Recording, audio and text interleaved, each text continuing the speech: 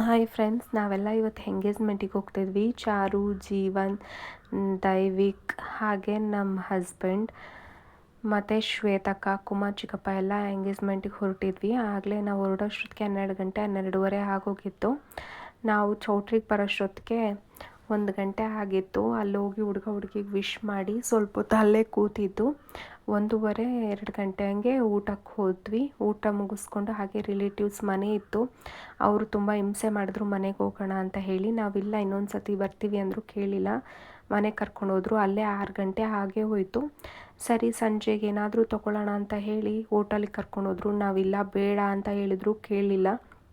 ಇಲ್ಲಿ ದೋಸೆ ಚೆನ್ನಾಗಿರುತ್ತೆ ಬನ್ನಿ ಅಂತ ಹೇಳಿ ಹೋಟೆಲಿಗೆ ಕರ್ಕೊಂಡೋದ್ರು. ಸರಿ ಆಯಿತು ಅಂತ ಹೇಳ್ಬಿಟ್ಟು 6 ಗಂಟೆ ಆಗಿತ್ತಲ್ಲ ಅಂತ ಹೇಳಿ ಹೊರಟು.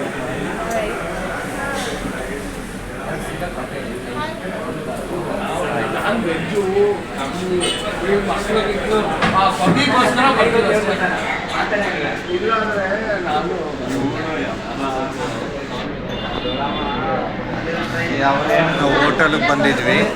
ಮಸಾಲೆ ಮೈಸೂರಲ್ಲಿರೋದು.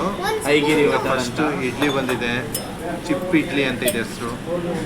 ಮಸಾಲೆ ದೋಸೆ ಬಂದಿದೆ ಗಾಯ್ಸ್. ಮಸಾಲೆ ದೋಸೆ ಹೇಗಿದೆ ಇಲ್ಲ, ಮಸಾಲೆ ದೋಸೆ ಹೇಗಿದೆ ಅಂತ ಟೇಸ್ಟ್ ಮಾಡಿ ಹೇಳಿ. ಚಾರಿತಿ ಅವರೇ, ಚಾರಿತಿ ಅವ್ರ ಮಮ್ಮ ಒಂದು ಇಡ್ಲಿ ಫುಲ್ ಖಾಲಿ ಮಾಡಿದ್ರು.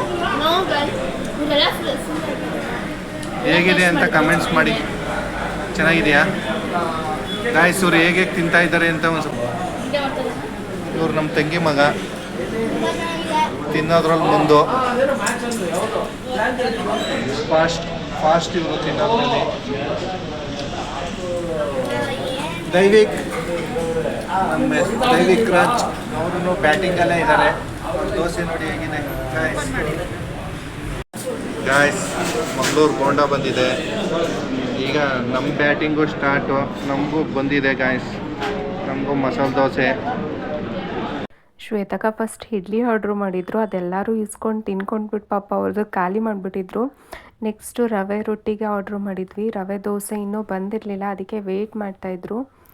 ಅವ್ರದ್ದು ಎಲ್ಲ ತಿಂದಾದ್ಮೇಲೆ ಹೊರಡೋಣ ಅಂತೇಳಿ ಅವ್ರದ್ದು ಬಂದು ನೆಕ್ಸ್ಟ್ ಹೊರಟ್ವಿ ಮಾಲ್ ಹತ್ರ.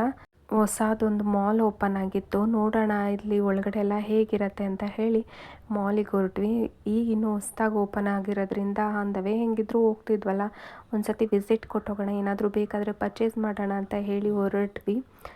ಮಾಲ್ ಹೊರಗಡೆಯಿಂದ ತುಂಬ ಚೆನ್ನಾಗಿ ಕಾಣಿಸ್ತಿತ್ತು, ಒಳಗಡೆನೂ ಕೂಡ ಚೆನ್ನಾಗೆಲ್ಲ ಇದು ಮಾಡಿದರು. ನಾವಲ್ಲಿ ಫೋಟೋ ತಗೊತಿದ್ವಿ. ನನ್ನ ಹಸ್ಬೆಂಡ್ ಬಂದು ವೀಡಿಯೋ ತೊಗೊತಾಯಿದ್ರು. ಸರಿ, ಅದು ಮಾಲಲ್ಲಿ ಒಳಗಡೆ ವಿಡಿಯೋ ಮಾಡ್ಬೋದು ಇಲ್ವೋ ನಮಗೆ ಗೊತ್ತಿರಲಿಲ್ಲ, ಅದರಿಂದಾಗಿ ಬರೀ ಆಚೆಯಿಂದ ಮಾತ್ರ ಹಾಗೆ ವಿಡಿಯೋ ಹಾಕಿದ್ದೀನಿ. ಈ ವಿಡಿಯೋ ನಿಮಗೆ ಇಷ್ಟ ಆಗಿದರೆ ಪ್ಲೀಸ್ ಲೈಕ್ ಮಾಡಿ, ಶೇರ್ ಮಾಡಿ, ಸಬ್ಸ್ಕ್ರೈಬ್ ಮಾಡಿ.